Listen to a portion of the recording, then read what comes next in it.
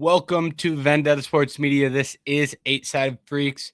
Today, we are here to recap UFC 324. We are also going to be previewing UFC 325. So we're doing both of those things.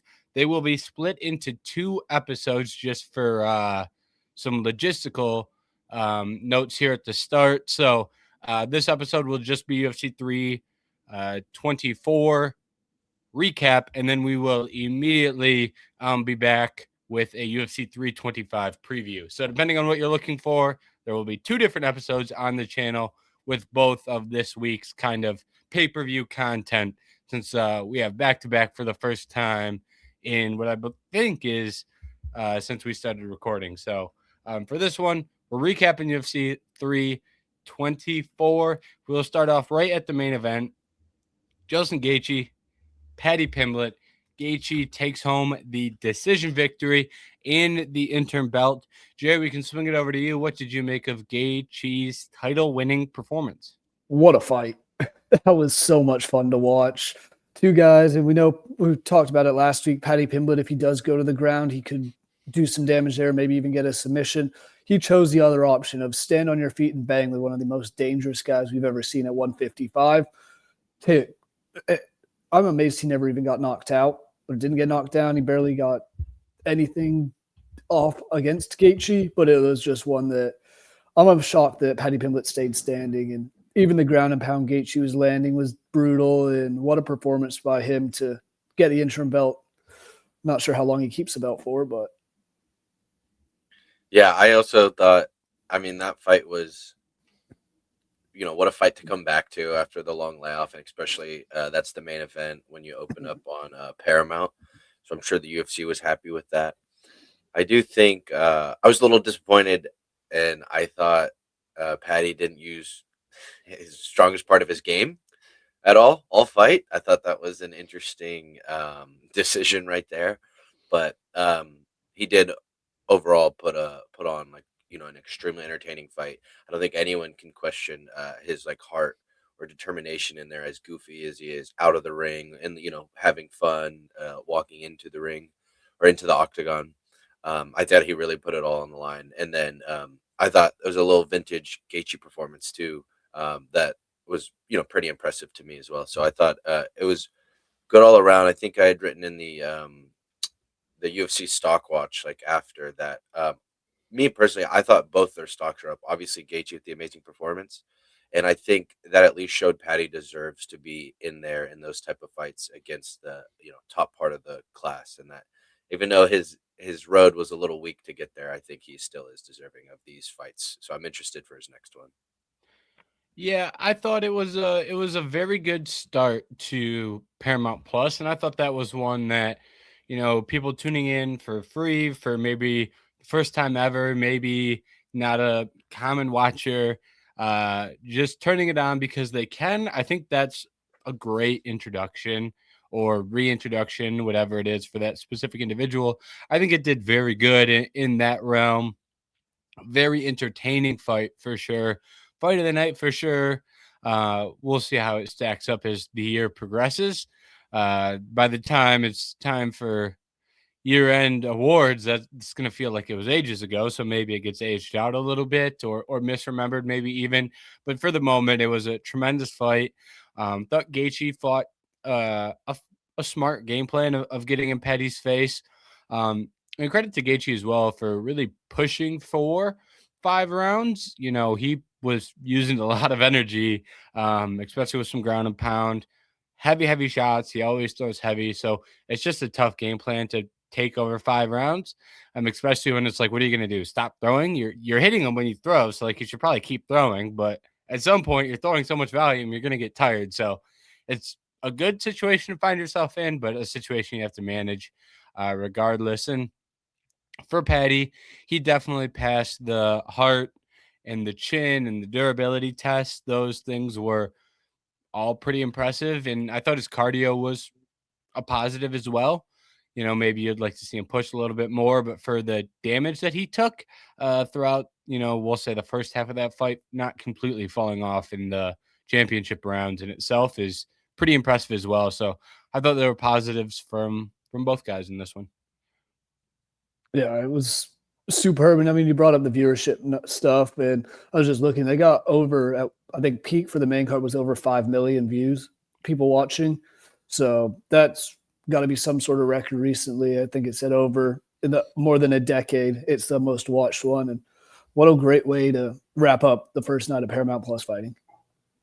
Yeah, and I'd be, interested to see when they start, because I mean, by all means, that was a fine card. Like, I don't think there's anything to write home against. So I'd be interested in some numbers when they get like some real, crazy cards with two amazing championship fights and such. But yeah, to James's point, I did think. Well, I'll touch on the second round in a little bit, and I'll see what you guys thought. But I do really think, yeah, I thought the pressure was amazing, and I think that's why. Paddy randomly, after getting beat pretty bad in that second, came out in the third and then stopped backing up and actually like held his ground. And I thought that's when he obviously, that was the round he won, I think, or that I gave him. I thought he won that round, but he just kept getting, trapped on the back foot and getting pressed up against the cage, which is also not where you want to be against a, powerful puncher. So I wish to, besides the lack of wrestling, or even just trying to get that fight to the ground. I think he finally shot once in the fifth, desperation shot, already gassed. But I thought that was, I wish he would have employed that strategy more of just trying to hold his ground and try to stay in the center of the cage. And then the other thing too, I wanted to say was, I know the first round, got a bit out of hand right there. Paddy was already kind of getting pieced up, but I thought that punch, that like the last minute of the second round that led to all the ground and pound, where I thought Paddy absorbed most of the damage, is that not an eye poke? I don't know, because it's in the fist, but like the thumb kind of splayed out and went like directly into Paddy's eye, and I thought that kind of like started the whole back half or like last minute of that round where he was taking all that damage, and I thought that was kind of a little bit hard to come back from too. Yeah. To answer the second part of your question is I honestly don't know exactly how that's ruled, because on one hand it's like a bad break for Paddy, and on the second hand for Gaethje, it's not like he was doing something that really, as far as fouls go, you're not really committing something. Like, you're throwing a punch and like the thumb scrapes the eye. So I feel like that's kind of I mean, that's got to be I mean, I've watched a lot of fights, and that's not something that I can think of another example of that happening, at least to that degree. So it's a very weird one to me, because it's tough as well, because there had been an eye poke previously, and it's like, well, do we have to take a point for that? Because that would feel like a really weak thing to have to take a point for, on Gaethje's behalf. But at the same time, if you're Paddy, it's like, well, yeah, he hit me in the face, but a finger also went in my eye, even though his hand was closed. I guess it's not really an eye poke, but it's like an eye drag. It's a very, uh, very weird situation. And I don't really know the proper way to address it, honestly. Yeah, it just seemed like kind of a fluky eye poke. It wasn't like you said. It wasn't like he was reaching out trying to gain space. He was actually throwing a punch. But it's weird that second time in a row an English fighter in the championship has been poked in the eye. I think the commentators are saying something about that, and it's just ironic. But he put it aside and kept going. So you can't, clearly it didn't affect him that much. Yeah, the room was split when the eye poke happened again. You could see who was still there for the Tom Aspinall hate train, and who was like, "Okay, grow up, please." But yeah, I just thought it was interesting because, like, I don't know, in my perfect world, definitely don't think you should get a point taken away for that. That's all. I don't want to call it like another foul, but it's, yeah, definitely different than having your fingers, out in the open and then like jabbing it in there. But the other thing was like, I wouldn't mind uh, just a quick stoppage or something, because I thought Paddy like asked for the stoppage, didn't get it, and then that's when he got dropped, and then or it's when he got hit multiple times and everything. But I also understand not calling that in the midst of a chaotic championship fight. So, Yeah. and then the final thing too, I saw people. One of the other detractors or things for Paddy, besides, because also your best thing being heart can only get you so far. Like, let's I want to see some improvement in your next fight a little bit. Like, but the only thing is people were like, yeah, and he just keeps his chin up and he was getting hit so much. It's like, did you guys not see that? The 3 fights before, like that wasn't gonna change. Like for me, that's just a weird criticism of being like, oh, Paddy can't defend himself. It's like, yeah, but we've known this. Like he didn't just randomly have like a bad night in the office. This fight, like that's been a hole in his game he's needed to fix. So obviously that needs to get fixed eventually. But I thought like doubling down on that, showing like that's why he's not gonna. I don't know. I just thought that was weird. It's like, yeah, we knew this was a problem though. And there's a reason he's been knocked out in the majority of his fights in the past so far. Or knocked down. Not knocked out. But you fight stupid and you fight stupid like that against a guy like Gaethje, and your face is gonna get hit and hit a lot. I wouldn't say go ahead. No, you're good. Keep going, Jay. I wouldn't say Gaethje exactly looked the most smooth out there. He was just throwing bombs and trying to get a finish for at least the last 2 rounds. Yeah, one thing I'll add on the Paddy discussion is like, I think like if you were told before the fight, and I think we might have said this before the fight as well, but if you were told Gaethje won a decision, like, isn't that like he lands a lot of punches over 5 rounds? Like that's like it's like he didn't get submitted. He's not getting dominated in the grappling if he's winning a decision. So he's gonna land a lot of punches in striking exchanges. Like in every Paddy fight that's gone to decision, he gets hit in the head a lot. And like even in some of his wins that were less impressive than others, like the Jared Gordon one, he was getting hit in the head a lot. Jared Gordon just doesn't hit as hard as Justin Gaethje. So it's like this has been a thing his whole career, and it's like it's not like I don't know if hardest thing to see coming is the right way to phrase it, but like, yeah, we like of course they struck for 25 minutes or 22 or whatever the official number is, and he ate a lot of shots to the head. Like, yeah, of course he was going to. And one thing I will bring back up is, Anthony, like you said, he moved backwards a lot, and Gaethje was very proud of the fact that he was moving forward. But for me, Paddy, like when he felt very willing to move backwards, and like he throws hard enough to where you also have to respect his power. So like it's not like he's like a guy who doesn't hit hard or isn't dangerous. Like he has the weapons to make a guy need to kind of be cautious of just marching him down. But Gaethje didn't feel that at all. And if you are being put on your back foot that bad, like you're gonna get hit in the face when you're getting backed up the cage like that, like his footwork. I mean, he's a grappler first and foremost, but when you're getting backed up that bad, you also like really can't wrestle. It's so hard to wrestle when your back's up against the cage, and you're moving backwards. Just that's a terrible, terrible position to try and wrestle from. So it felt like he couldn't use that strength of his game either because he was moving backwards. And then when he did have the moments of success, whether it be the 3rd round was his best round or whether it be, a minute or 2 in rounds he was losing, in those moments where things were trending for him in the right direction or he just landed 1 or 2 big shots, he didn't try to mix the wrestling in at those moments either. And that's another thing that didn't really make much sense to me because it's like maybe you land 3 or 4 shots and are we going to turn the tide here and go from losing these striking exchanges pretty widely to now winning them? Or are we going to use that momentum to try and get in on a takedown and just create a scramble that may lead to a guillotine or an armbar or something that can end the fight? So I just didn't really understand those, I guess, game plan decisions from him. Yeah, as I said, so my biggest problem was just the game plan or the lack of execution, maybe.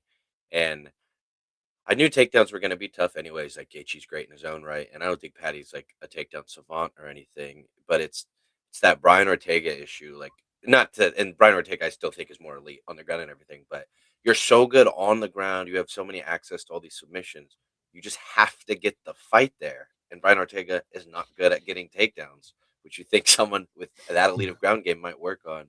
So that's why I was hoping more for, like you were saying, if it's within the chaos, I thought maybe, or if he's he could sneak a takedown or somehow find a way to get to the ground. But that's going to be something him timing a great shot or mixing it in, not him just straight up, going to outwill Gaethje on a takedown. Yeah, I mean, he attempted 5 total takedowns. Paddy did, and 3 of them were in that last round. So it's kind of where he started to realize, oh, maybe I should go this way, or his coaches might have been telling him, oh, go for some takedowns. Maybe you can get a submission this way. Why didn't you start with that when you were fresh? I don't understand why he didn't go for any early on. So, which that's also when Gaethje struggles with the grappling more. Is when he's getting submitted, it's typically early before he really gets in a flow. Yep. And then one question I have for you guys about Paddy, and then I've got to follow up on Gaethje afterwards. But on the Paddy side, while we're talking about Paddy, are either of you guys concerned with either A, the amount of damage that he took in this fight? Because I did feel like he took a lot of damage, or B, that his fighting style may just need at least an aggressive change to kind of limit the damage he takes in the future against other lightweights that can hit hard, can really strike.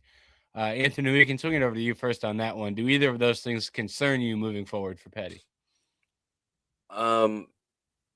Weirdly, not quite. Like, obviously, uh, obviously, as a human being, I don't want fighters to take any damage, and I want them to be healthy for the rest of their life. So, on that perspective, I would like that Tony Ferguson Gaethje fight and stuff. Like, I don't want him to be like get into multiple of those necessarily. Maybe where he's losing 4 rounds to 1, and they're all beatdowns. But I just think sometimes you face people where that happens. I think, and it's really like if you if you face a Max Holloway or a Gaethje, sometimes those turn into 4 5 round beatdowns and such. And I also think some fighters just have great chins though and durability. And in 5 years, we'll say after Paddy's had four amazing fights, two more of these where it's like back and forth, and then we're just gonna be like, oh, that's a Paddy thing. I think maybe because he's younger, he has less fights. We're like, God, can he sustain a career of this? But then we look at like Nate Diaz and like a lot of these other fighters that are known for amazing chins and stuff, and it's like they have been doing it for their whole career, and it's not the ideal. Obviously, you shouldn't go out there trying to take damage, but if that's one of the advantages you have or like even Pantoja, I mean, it's been hit a lot in his career, and that's one of the things that helps him. So I think, ideally, yeah, Paddy should work on getting his chin not out and wide in the open and being stuck in the air, and he should work being more defensively. But I do think that's kind of the brawler that he is a little bit. So I think it's fine overall. yeah, I'm kind of on the same boat with you, but just I'm concerned more so of who's around him and who his next fight would be against. Because you look at it with this weekend, we have Dan Hooker and Benoit Saint Denis. Maybe he faces the winner of that. Both of them are strong stand-up guys. Max Holloway and Charles Oliveira fight in March. I wouldn't mind a loser of that against Paddy Pimblett. But as you said, Anthony, if he's fighting a Max Holloway who's going to throw bunches of punches and just keep going at you no matter what happens, you got to adjust your game plan and cover up. And that would be a hell of a back-to-back fights for damage-wise is if you adjust and Gaethje than Max Holloway. That's going to be a lot of damage. And I don't think it's going to affect him now, but it could be one that maybe he does get rocked at some point and starts losing the confidence and maybe has to revert back to his strict ground game style. And he's been able to stand up so far because he's fighting guys who, nothing against him, aren't that great on the feet. But it's one of those that I think he just needs to adjust his game plan a little bit and rely on what we've already been saying, rely on his strengths, which is that grappling game. It's hard to get punched in the face a bunch when you were smothering the guy on the ground. Yeah. And then, yeah, I kind of agree with both of your sentiments where like you can't completely abandon your strengths, but at the same time, I could see if we do this, we could get to whatever the limit is for the amount of scraps that you can have. Mm-hmm. Everyone's got their own cap, and you really don't know until after you hit it. I'm just afraid that we could hit that a little bit earlier with Paddy, considering those other guys in the weight class. And then on the Gaethje side, How did you guys feel about Gaethje's performance, and are you excited to see him against Ilya, assuming that, he's the interim champion, so I believe the working assumption should be that he's going to fight the champion. That's how this works, but we've kind of lost sight of rules. I guess they're not rules, hard, fast rules, but we've kind of been making up rules on the go here over the past year or so with UFC. So I assume we're still going to adhere to that interim champion fights the champion rule that we've had for a long time. So assuming the matchup is Gaethje versus Ilya, are you guys excited for that fight? Jerry, you can lead off on that one. It doesn't excite me as much. Like, sure, Justin Gaethje did look really good this weekend. I still think Paddy's not quite to that championship caliber yet. I don't necessarily think he should have been fighting for the belt, for the interim belt in the first place. I'm concerned that Justin Gaethje is going to come up against a pissed off, tough Ilia Topuria. And I saw something the other day after he won the belt. He's like, oh, his 3 title fights.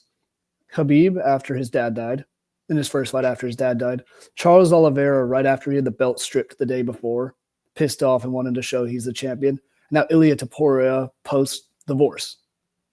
A little unfortunate title run for Justin Gaethje to be a part of. And I don't know, he's at 38, the way Ilia Topuria has been mowing down some people, I wouldn't be surprised if it's a pretty quick and easy one. And he's one that he will use his ground game. So if Gaethje wants any success, he's got to keep it on his feet, but also be the aggressor like he was against Paddy Pimblett. Otherwise, he's going to get knocked the fuck out again. Yeah, Gaethje might want to hope Topuria uses his ground game. That would be a nice on Topuria for going to the ground. But I agree. It was weird. It was, I mean, I'm fine because if Paddy would have won that, I thought Paddy should have got the shot, obviously. And so Gaethje wins. I think Gaethje should get the shot. He has the belt too. That's why, Jerry, to your point, probably shouldn't have been a belt fight or, the interim championship anyways. It just sucks. I feel like Armin's still right there, just like waving at everyone. Like everyone kind of knows he's like the best in the division outside of, Topuria. But yeah, overall, like I thought that was great. I do kind of like the run. I was a little worried because Gaethje's talking about retirement. So he's like, if I lose this fight, I'm likely going to retire. I think his coach was saying that.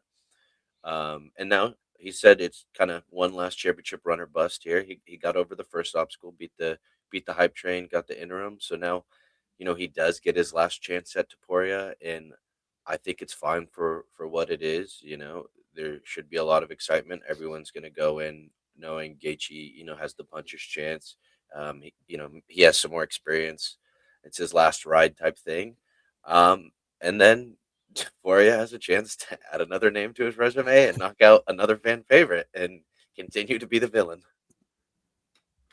Yeah, I think it's completely justified that that's the fight we're getting. I mean, we decided to give him the interim belt. Now that he's got it, I mean, we can't really complain that that's the fight. But man, it does feel like Gaethje's walking in to get his head taken off pretty badly, in my opinion. So, I don't think it will go great for him. And I do think in this one he looked a little.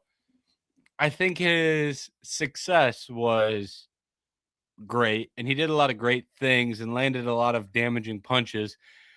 But I just thought he looked clearly worse than he was like a couple of years ago. Even though he did great with where he's currently at in his career, I also think pure eye test wise in this one, he just looked worse than he had, even if you compare him to the guy who lost against Max Holloway. It's like, I think he looked worse than he did against Holloway. Or if you want to scale it back even further back than that, like, I think it was not a great if I were a Gaethje fan going into that fight against Topuria, seeing what I just saw against Paddy, I'd be quite scared. So, I mean, that's what I'll say. I'm not overly confident in his chances. Yeah, and he just looked sloppy at times against Paddy. And Ilia Topuria, who we've talked about as one of, if not the best boxer in the UFC, he's going to make you pay really quickly if you leave a shot open for him. Well, that's why I thought it was nice seeing aggressive, because I thought he looked good in the Fasiev fights too. I know they were close. I can't remember. They fought twice, right, back to back, I think. At least for Gaethje's fights, and then so it was nice seeing that aggressive more aggressive Gaethje, and that's probably due to the opponent in Paddy that he felt more comfortable. And I don't want to exactly compare fighters to fighters, or I'm sure maybe Gaethje will have to have a different game plan. But yeah, to that point, there was nothing in there. Even although I thought he fought really well and looked good, there was nothing in there that was giving me confidence that he would beat Topuria, or nothing in there that was really making me feel comfortable that he's not getting stopped by Topuria within 3. Yeah, I mean, I just looked at the odds on one betting site for a fight between the two, and it's minus 450 for Topuria.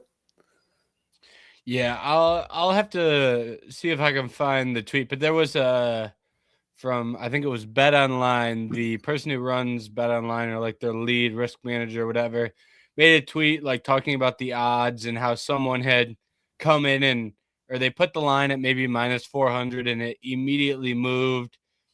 And then right after they did that, they started taking some bets, and let's see. Here it is.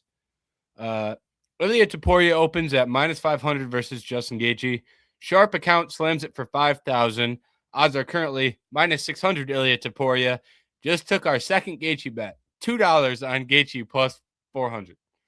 So that's kind of tells the story as far as betting goes, and going, we took $5,000 worth of highly respected sharp money to, we just got $2 on Justin Gaethje. Yeah, the story for the betting odds on that one.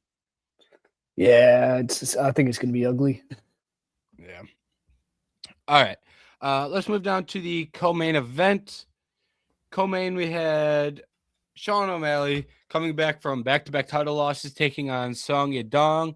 Sean O'Malley got his hand raised 29-28. I think it was on all 3 judges' scorecards. Jerry, what did you make of O'Malley's return to the win column? It was much needed.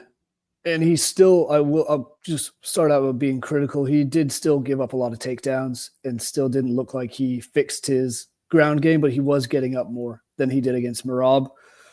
But this is one that I was excited for. I thought it'd be an entertaining fight. I was kind of surprised I saw as many people saying Song Yadong won the fight. Personally, I also had it 29-28 for O'Malley, but it was fun. It was just a typical Sean O'Malley fight against a striker where he's going to stand there and just go for it. Yeah, I thought we definitely talked about it. It was definitely more of the outside being patient, counter striking, kind of jab here, kick there, fight. Then the brawl, we also knew it could have maybe turned into. But I thought, like Jerry said, it was much needed. He had to win that fight for kind of the way that his career was going and everything. So I thought he did what he needed to do. Just to rejog my memory, what round did Song win? Because I had it Song winning 1 too, but I can't remember if it was 2 or 3. I believe it was around 2. 2, Yeah.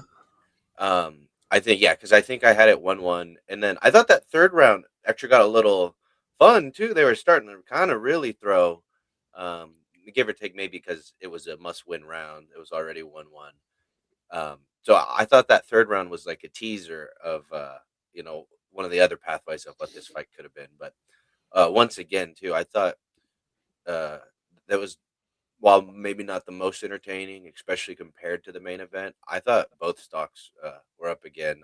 Sean really needed that, got the win, and I thought Song Yadong again fought another, even took a round again from another top person in this division. He just cannot get over the hump of beating like the top guys, but he's still a little bit younger than some of these people, so it has to happen eventually. But yeah, it was. I mean, he looked good again, but it's just not enough. Yeah, I thought that third round was great stuff from O'Malley, and that's really when he picked up the activity. I think he won the fight as well. Round 1 was really a whole lot of nothing, but to be honest, and so and I guess my sentiment here is for Natalia Silva versus Rose Namajunas, but I'm really never going to be too mad at scorecards, even if they're technically wrong. But in the Sean O'Malley fight, Sean O'Malley did 10 times more damage. 90% of it just came in the third round. in the Natalia Silva and Rose Namajunas fight, Natalia Silva did 10 times more damage. Once again, it all came in the third round mostly. So when we do nothing for the first 2 rounds, I'm really not going to be mad when the person who had the majority of the success, even though it was all backloaded, gets the win. It's technically not the letter of the law, but what your eyes tell you is that one person's better at fighting than the other.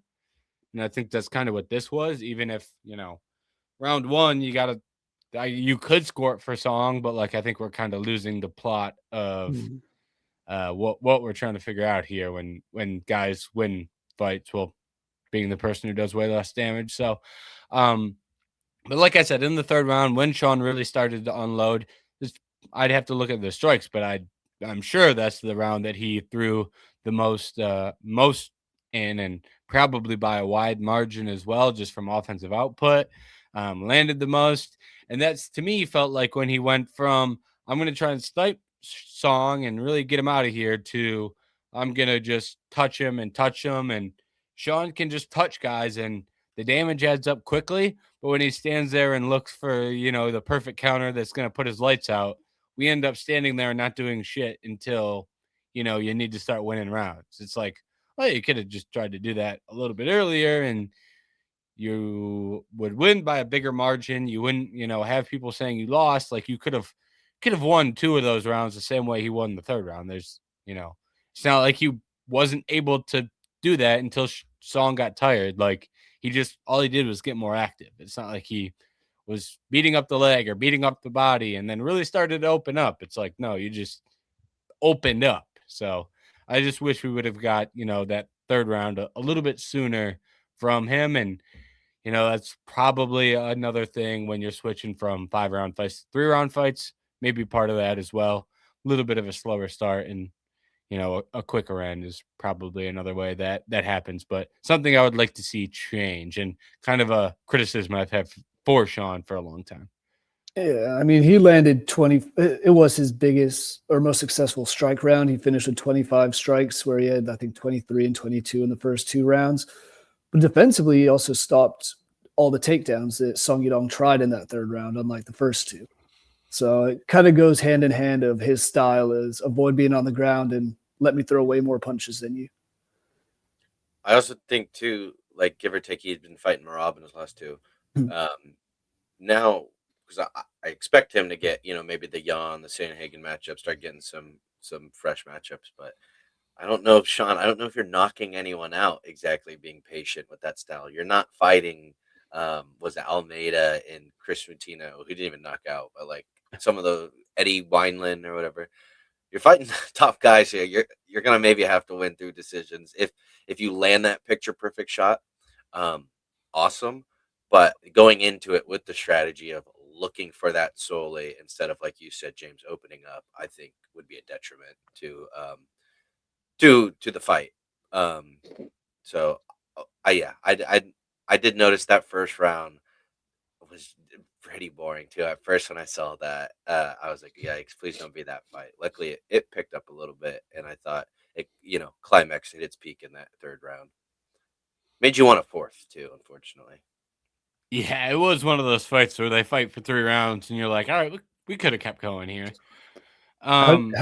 Just while you're on that, how do you guys think the last 2 rounds, had it been a 5-fighter, would have gone? Do you think Sean was getting into his flow state? Yeah, I think Sean would have looked pretty good if in Form 5.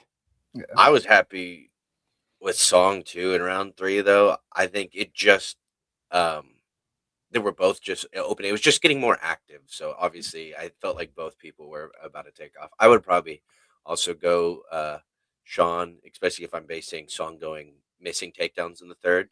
Not saying he's gonna get like all of them in the 4th or 5th, but it would have been fun. I know that. Yeah. I will say Song was pretty beat up in that third, but he wasn't like deterred.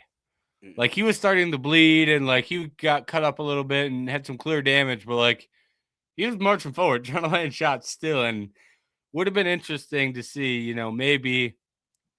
maybe his pressure eventually breaks through and he starts landing some big shots of his own. And that's certainly not impossible, even though I said I do think Sean wins.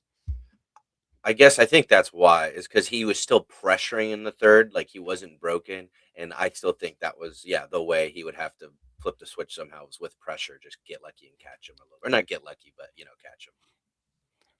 All right, and then on the Sean O'Malley side, assuming Jan is fighting Merab next, are you guys cool with O'Malley sitting out and getting a title fight against, I would assume the winner? But like if Merab wins, do we do the third one or do we just wait for Peter Yan win or lose? Like to me, it's kind of tricky if Merab wins that rematch. But it sounds like he wants a title fight against Yan, but like I said, if Merab gets it next, it's kind of a murky situation. So do you guys want him to fight again, or is it going to be, sit out and you could wait for either a title fight or maybe Jan coming off a title loss? What do you guys want next from Sean O'Malley? I think 3 title fights in 4 fights would be insane. And it sucks too because I kind of want to see the Jan, like that was back then a couple of years ago.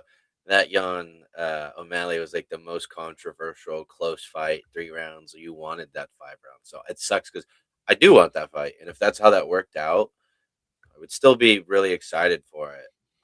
But I just don't think that's how it should shake out. I think he should be forced to fight another person. And you still have Umar and such. I know Corey's coming off the loss, but you have other names in that division that are surging too. So there are still fights to make, especially for Sean. I just think losing twice, beating someone that in song that would say is maybe top 5 or top 6 or whatever, but he is not one of the clear contenders. He hasn't beat a clear contender yet, and then immediately getting another shot at the title would be a little malpractice, Dana White privilege. Yeah, I agree with you. I don't think Merab should get the immediate rematch, first of all, because of just how one-sided that fight was against Petr Yan. Second time, it was just and obviously Merab can change his game plan, but he was completely dominant in every aspect of that. Had it been a close fight, yeah, absolutely fine with a rematch. But I'm also kind of just sick and tired of, I had the belt I defended the belt a few times. I immediately deserve a rematch when I lose. That's what slows the division down, and that's what backs him up. In this instinct, though, with both Umar getting a big win this weekend and Sean O'Malley getting a big win this weekend, it makes sense for them to fight each other. I would rather not see Sean fight another grappler. I'd rather see him fight someone like the likes of Corey Sandhagen instead, but it makes sense in MMA math for him to fight Umar, and the winner of that gets a title shot if they are doing Jan and Merab. Yeah, and it is kind of a tricky one because this division is so much easier if Song wins. It's like, give Song a title fight. Like, it's a completely different scenario. But you've got since Merab fought 4 times last year, there's ends up being a lot of guys who lost title fights, and all those guys beat guys who are trying to climb the rankings. So Corey's sitting there off a title loss. Umar has bounced back with a win over Figgy, but to me, that's not a title. That doesn't get you another crack at a title. I don't think Sean deserves another crack at a title. So, for me, since Merab took those guys out, I'm fine with giving him that rematch against Jan. But then it becomes a matter of who's next. And I did think a simple way to solve it is if you book Umar and Sean, it's like, I guess we can give the winner another shot, even though it would still probably be a little early for me. But, if you do Corey and Sean, then it becomes what happens if Corey wins? Now, does Corey get another shot at the title?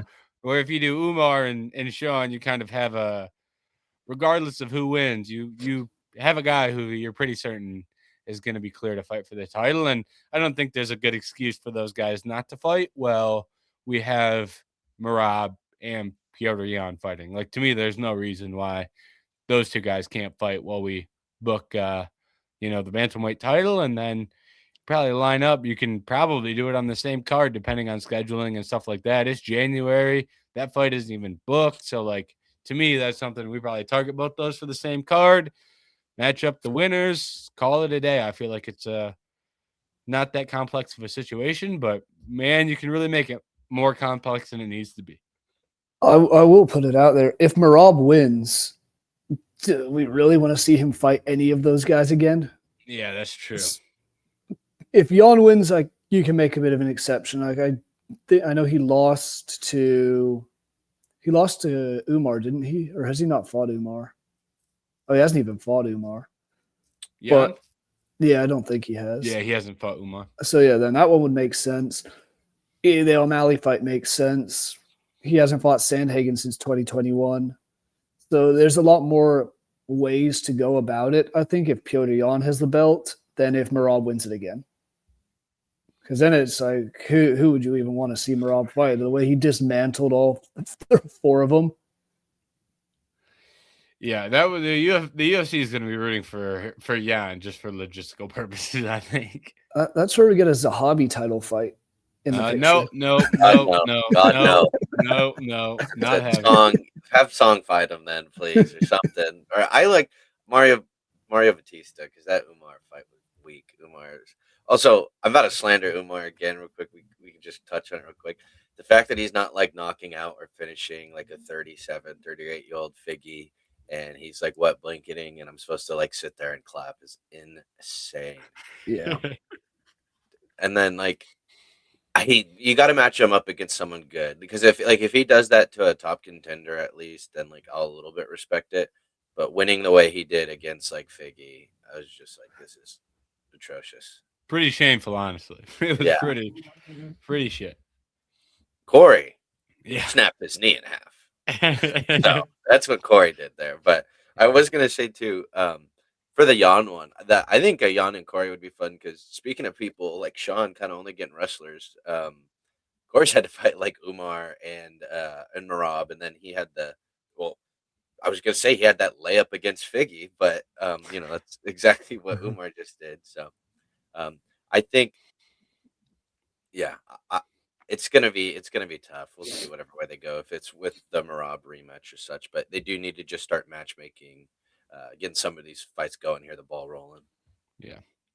All right, moving down the card, we had Waldo Cortes-Acosta. The dream rolls on. Takes out Derrick Lewis, knockout in the second round. Peel the Band-Aid off. That was a pretty bad quit from the old Black Beast there. Yeah. He's been known to kind of sneaky, Anthony Smith surrender cobra type ball up before, but I mean, the guard pass of Waldo Cortes-Acosta to get on top and do some ground and pound was, pretty bad stuff there. If you're gonna quit, you gotta do it a little. Make it. You can quit all you want in there, but make it a little less obvious you're quitting. So, like he faked against Tuivasa. Yeah. Yeah, and I mean, even the shot that put him on the ground barely touched him with a little jab, and he kind of just slowly sits back and just falls on his butt. I was a little mad at him. It was Joe Rogan. I was like, dude, shut up. He's like, he slipped. I was like, he got hit in the face. But it wasn't even like tired. It's round 2. I know. It wasn't like landed crazy, but I mean, he got him on the chin. Like, it was a nice jab. And he's like, oh, he fell. He slipped. Like, okay. Yeah. That fight was really trending in Waldo's direction heavy. Like, he was avoiding the big shots, staying safe, started to land some shots. I think he landed a really nice straight, maybe a counter as well in there. But he started landing some big shots, and then Derrick was, I think, a little tired, and the fight was clearly trending in the wrong direction. And he was like, well, before I get actually knocked out, let me get fake knocked out, and I'll save the brain damage, and I get an extra, it saves him 3 fights, or 2 fights, however much career longevity that saves him in the long run. For him, I think he's getting pretty decent paychecks after, where he's at in the UFC. So in the long run, I think he probably made out with a decent chunk of change and left with a lot more brain cells too, probably. So I get why he did it, but we don't have to pretend he didn't quit in there. I was going to say, if that saves him 3 fights too, he's probably going to win one of those by knockout. So that's just even more money too. Yeah. But I know in the pre-fight podcast we were talking about Waldo's been getting knockouts. He's been sitting down on his shots a little bit more, hunting, and we wanted a little bit more patient. How do you say? I don't know, patient and concerned Waldo, worried about the power coming back. And so I thought he fought that perfectly. Unfortunately, that style was, of course, going to be a little bit more boring. Um, when you're worried about getting knocked out the whole time, but to be fair, and I was gonna say, so it was fine. I was happy with the win, even though I didn't think it was most entertaining. But yeah, technically, he would have still got a knockout highlight. He just didn't get to because the fight ended the way it did. But theoretically, that could have been a boring first round, and then one heavyweight wins by knockout, and then people love it and eat it up. So it just didn't get to end that way. But overall, I thought the game plan was good. He the footwork and head movement still has that advantage among all, maybe not Cyril Gahn, but amongst most heavyweights and stuff, and that looks great. And I thought the striking was fine and everything, so I was happy with it. Yeah, I mean, I also like the fact he used some takedown, at least early in the fight. He got a takedown and kind of, it's something that if Derrick Lewis gets taken down once, he's not really going to look to do anything but try and knock your head off fast. So another way of being patient. Yeah, I agree with both you guys. I don't think there's really, I mean, everything that we talked about pre-fight for why Waldo could look good in here happened. I think actually for as far as previews go, I think we touched pretty accurately on just about everything that could happen on this card. I think we did a pretty good job with our preview just from a pure prediction standpoint last week, and it kind of came to fruition for what we were talking about. Moving forward for Waldo, I'd like to see him fight up in the rankings again. Mm-hmm. I kind of like the Curtis Blades test. Like he's been in a lot of really fun fights. Striker versus striker. Even that one could have been more exciting, but I do agree with what you said, Anthony. Like he was very clearly starting to turning up the volume, was going to start hunting for the knockout, and then Derrick quit. So it's not his fault that it wasn't more exciting, but you can kind of see where that was trending. But from a trying to be champion and trying to move up, I think Curtis Blades is a good test from a grappling perspective. I'd like to see how he does in a fight like that, or maybe even Gelton Almeida. Gelton's technically behind him in the rankings, but I think those two options give him a test that we haven't seen yet for Waldo. And I think both of those would be something I'd be intrigued in to see how that goes. Yeah, I agree with the Curtis Blades test completely because we already saw him fight Sergey Pavlovich. Volkov's another guy who's more stand-up. Cyril Gahn the same. So it is going to be nice to see him go against a grappler and see how he can get that. With that being said, it is also an aging Curtis Blades, so maybe you do want the younger guy in Almeida. So that's the other side. But I'm not opposed to I think the only one I don't want in that top four is Pavlovich. I don't think we need that rematch yet. Like when there's other guys who he hasn't fought. I think God, Sergey hasn't fought since that too. I do, yeah. I actually like the Blades pick too. The Blades used to be my dark horse of the division. I always thought he was the best. He could just never put enough together. Or then he also ran into Tom though, so I guess that changes things. But I think Blades. I think Blades winning that would do more name wise over someone than Almeida. I don't know if people are kind of fed up with him after the last fight. I would have liked the Volkov one too, but if we're doing kind of more baby steps going 5, 4, 3, 2, 1, then I think the Blades pick is perfect, and I think that should actually be a pretty fun one. Yeah, I agree. I think the build up for that would be pretty fun as well. So, next fight on the card, we've got Natalia Silva getting a win over Rose Namajunas. It's a weird one for me. I kind of thought a lot of people were really mad that Rose didn't win, but I was like, guys, they didn't do anything in the first round. I don't know how confident we can be someone wins a fight when we don't fight for the first round. And then Rose won 2, Natalia won 3, and we did fuck all in the first round. It's kind of fine to me that that Natalia won. I see why people think Rose won, but I'm never gonna. I talked about this a little bit earlier, but I'm never gonna get too up in arms about someone losing. Who, I mean, she got dominated in the third round, pretty wildly. Natalia looked amazing in the third round, and like I think she was very clearly the better fighter. I think she very clearly wins over 5 rounds.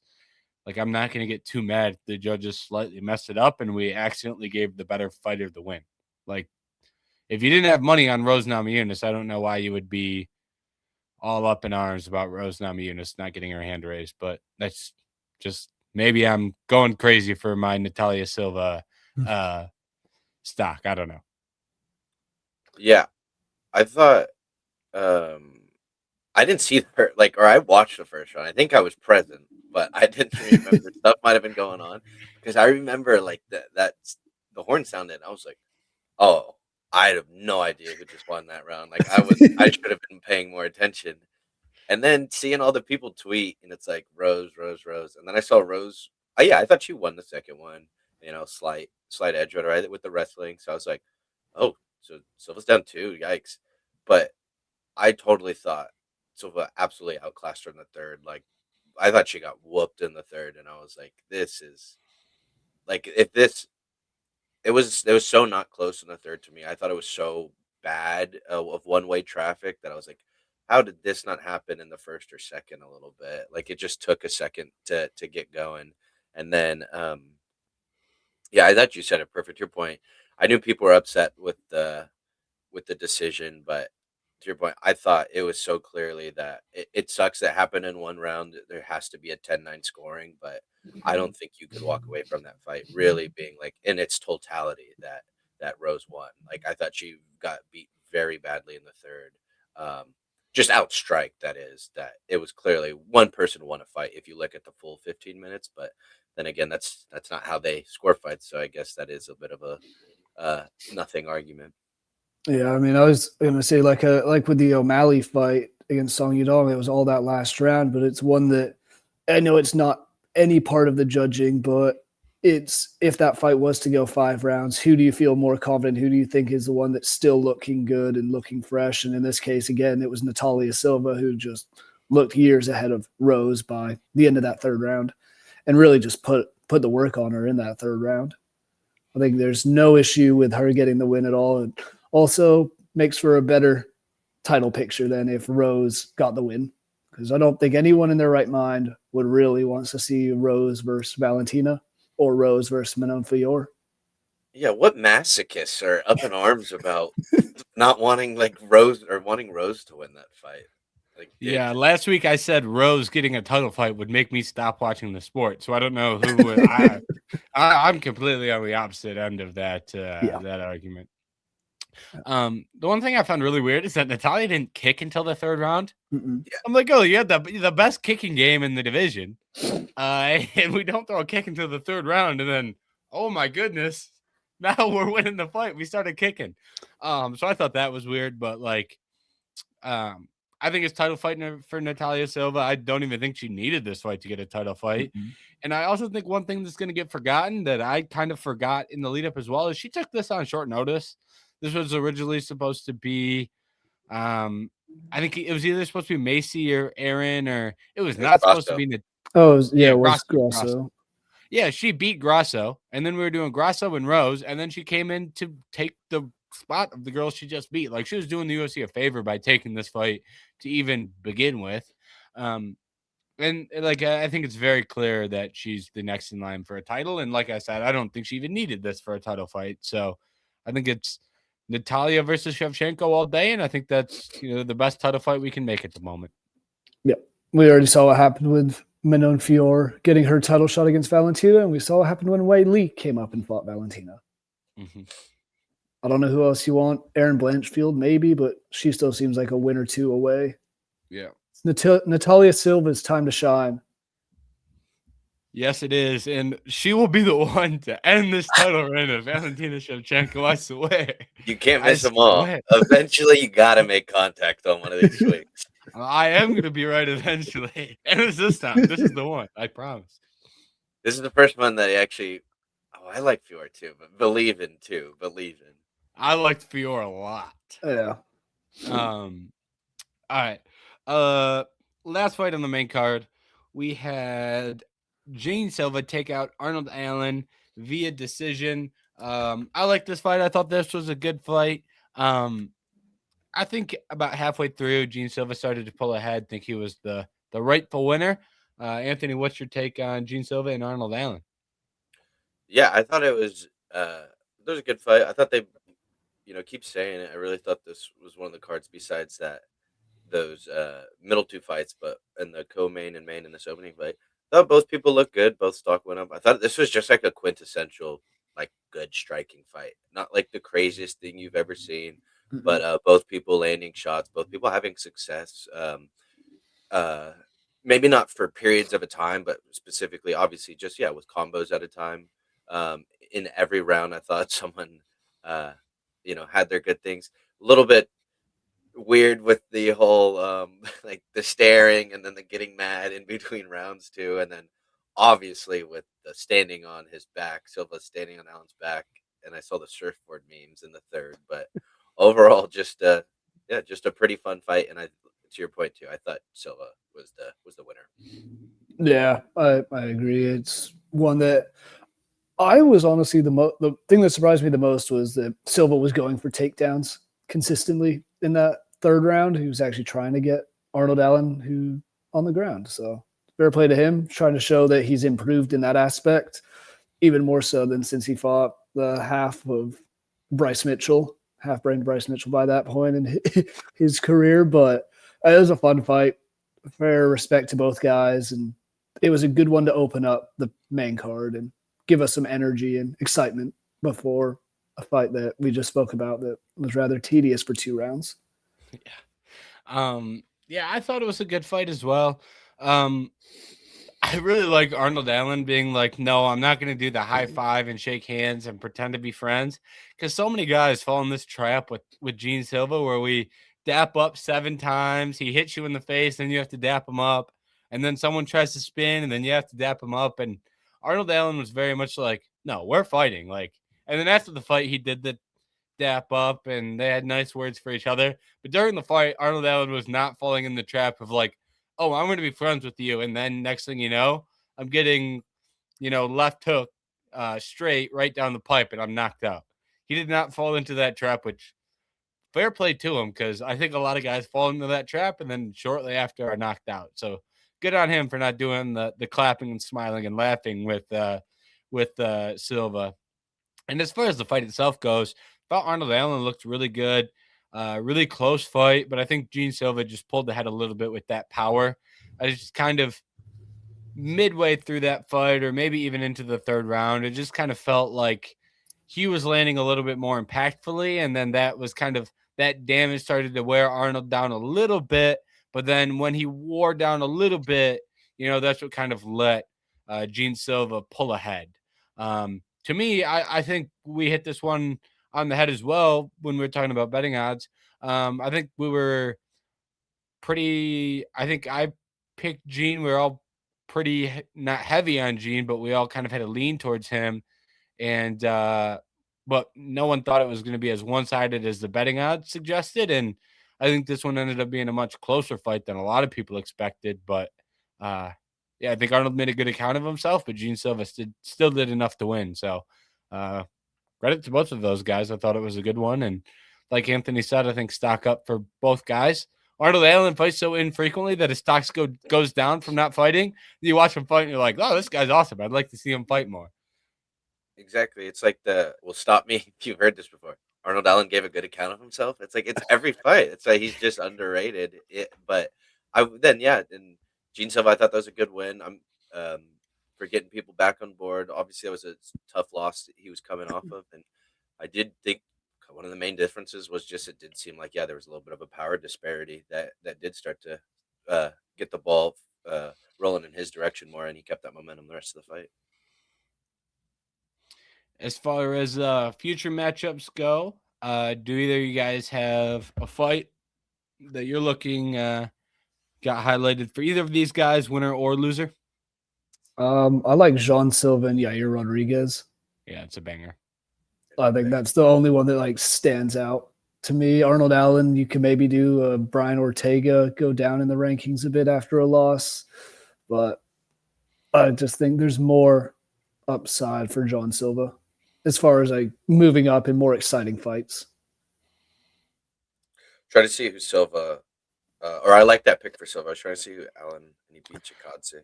I wouldn't hate John Silva versus like assuming Lerone Murphy or Mazvar Evloev gets a title fight, like Gene Silva versus whoever isn't fighting for the title. Like if we decide to give it to Murphy, do Gene versus Evloev or vice versa. That's another option, I think, for Silva. I didn't want to say Lerone because I want him to get the title shot. Yeah. That guy. But I agree with both that. And then for Allen, I thought Silva coming off that fight with Lopez, which was a #1 contenders match. Obviously, it seems now apparently that I think an Arnold Allen like Yusuf Salah, or I was gonna say Kevin Vallejos, just maybe someone that's been surging a little bit, trying to get another prospect finally up. I think, unfortunately, due to his record, Arnold Allen's kind of like the perfect gatekeeper right now for that top little five. So I wouldn't mind. Like I'm a big Salah guy, and then obviously Vallejos has been doing amazing. So one of those matchups for me, Vallejos would you guys versus like a Arnold Patricio? Allen's a banger. Would you guys like Patricio Pitbull and Arnold Allen? Well, that's not a bad one. I like that. Another one I wouldn't hate is Sterling versus Allen, even though that'd technically be up in the rankings, but I think that'd be a fun one. Mm-hmm. Like if that was I on like Sterling. Why did I think he lost his last one? Oh, because he lost the one before. Okay. Yeah. And that I one like Sterling too. I didn't see that Sterling Ortega fight. I always forget about it because it was in China, so I didn't watch it that morning. Yeah. And that one is scraped from the internet because God forbid you try and watch a fight that you didn't get to watch live under the ESPN system. It's like, it's like, come on, just why can I not watch Aljamain Sterling and Brian Ortega? We've got this locked up somewhere where it's like, this can't be that big of a demand to see this where we can't just make it available. It's locked up in a Chinese vault.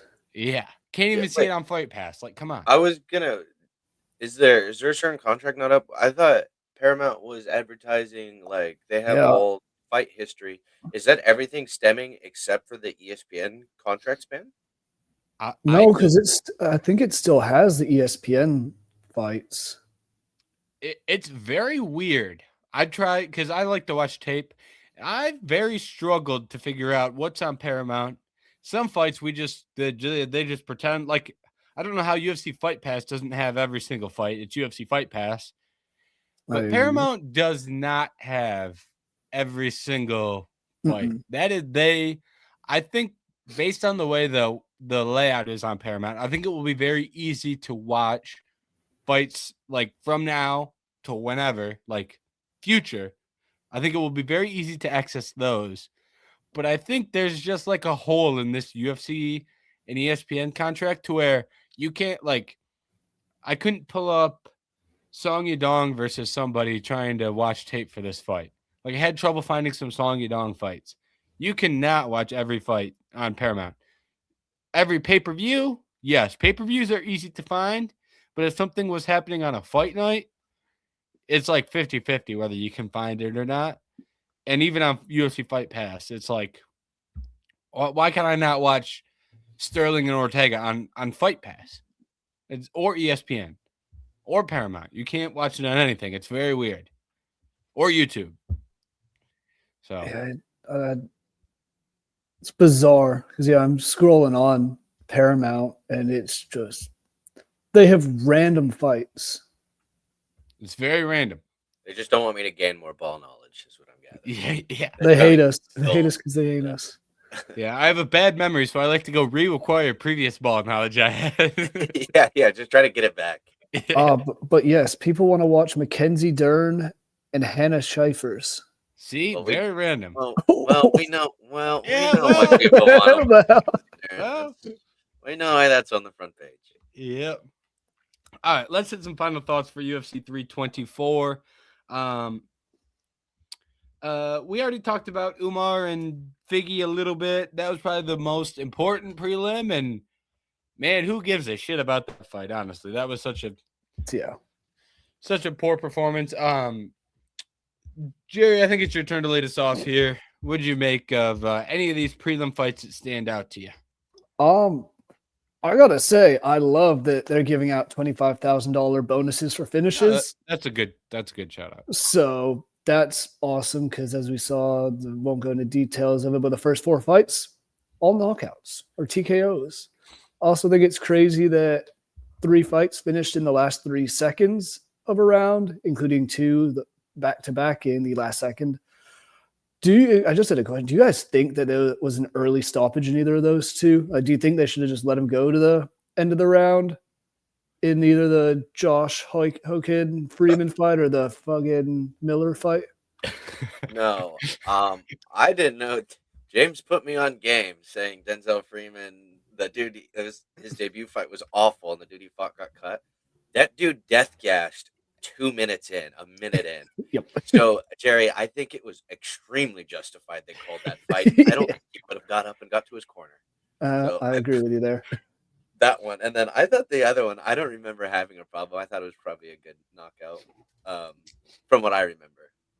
I missed the Ty Miller and Adam Fugit fight. I was driving home from work. So the Hokit and Freeman fight was the first fight I was able to watch, and we could have stopped that earlier.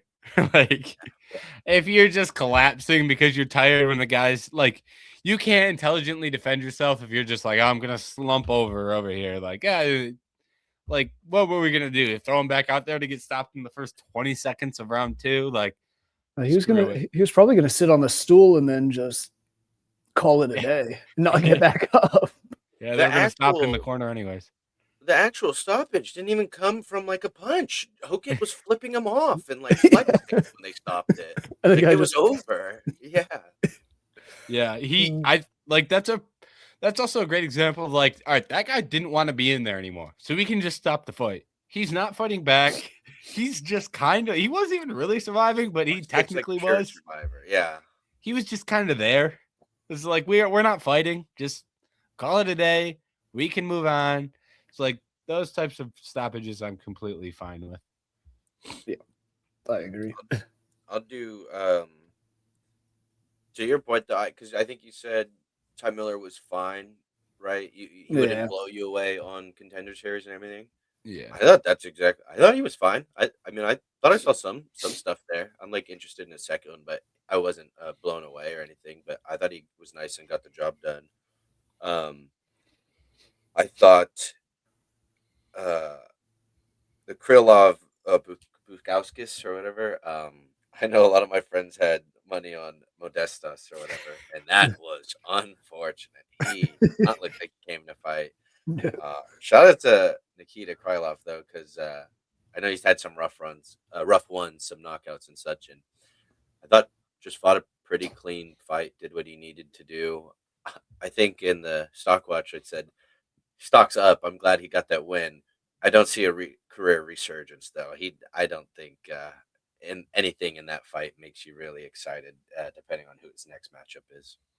Agreed. I also enjoy Krylov fights because, like I said on the preview, there's going to be a finish one way or another. I think it's 6 of his last 7 now are all finishes. But that one was a real Hail Mary too, or buzzer beater. Yeah. But I think he was going to win that fight either way. Oh, for sure. I think he dominated it pretty easily. So, but great example of getting that extra $25K in your pocket is always nice. I think that's another great example of that. Thought Alex Perez looked good. I think he's had some performance like the Asu fight, like his last time out. Like I thought he was making a good account of himself. He gets gillied. He got the knee injury against Tetsuro Taira. Like a lot of things that it's just like, that broke really bad for him. Or like, you're doing good. And then it's like, boom, here's Alexandre Pantoja before he's got the belt. It's like, I just think it's kind of been an unfortunate career for Perez. And I think as of late, he's really, made a point to be as active as possible. He's made at least been a little bit more fortunate as far as getting to the octagon. I know at one point it was heavy jokes about the Perez cancellations. A lot of them were his fault. A lot of them were also the other person's fault. So there was a mix there, but he's been fighting frequently and he's been making it to the octagon. And I think this one against Charles Johnson, who I'm not the biggest Charles Johnson supporter, but like he's beat a lot of guys in the UFC, Charles Johnson. So going out there and getting a win and getting a knockout win, I think is a positive as well. So I liked what I saw from Alex Perez, and hats off to him for the performance. I think that was Charles Johnson's first knockout loss in the UFC too, or first time being knocked out. So, but and then I just did want to say real quick in terms of the new UFC bonus system, which I think is awesome. I did write an article up on the site about it, kind of detailing it, and then with some of my opinions because I do think it's a really great step in the right direction. But one of the main takeaways where this is, while it's appreciated, we still need overall boost in fighter pay. So this isn't like a gigantic leap, for mankind here. This is an incredibly small step that the UFC should have done for years. Yes. But meanwhile, everyone else, I hope they enjoy their money if they get finishes. Yeah. Only guy on the card we haven't talked about yet, Teba Gaethje, Andreev Pulayev. How Pulayev stayed conscious in that first round. Yeah. Also, pretty amazing. Teba Gaethje never gassed out as well for his size and for him throwing those punches. Credit to him for not just completely losing it. So, yeah. I didn't watch that one. I was getting to a friend's house to watch the fights, and I was like, oh, let me try to. I don't know if there's a Kings game one or something, but we were like, let me try to put this on real quick so I can catch the knockout. And then I saw it was in the third round, and I was like, wait, what happened? I thought this was supposed to be over, like minus 800 favorite, but good to know then. I didn't even know that he almost had him dead to rights then in the first. Yeah. It was I think he had 2 knockdowns in the first round, and it looked like it was going to be stopped, but Andreev Pulayev has a chin. Tough Russian, that guy. Tough Russian. He wasn't going out easy. No. All right. Do just have one more thing. And going back to Waldo Cortes-Acosta, that's his 6th fight already in the last 11 months. So talk about being active and talk about going up, because I was looking at Sergey Pavlovich, who his last fight was the Waldo Cortes-Acosta fight. Yeah. It's nice to have an active heavyweight, which helps with 3 straight knockouts in the first and second round. Yeah. Off the back of that, he wanted to fight sooner than this card. Yeah. But because they took such a long break, he had to wait. He waited too long for this one. They hype up Van and Chimaev, but they don't show love to the salsa boy. Come on. Yeah. You see why we're not pushing him. Yeah.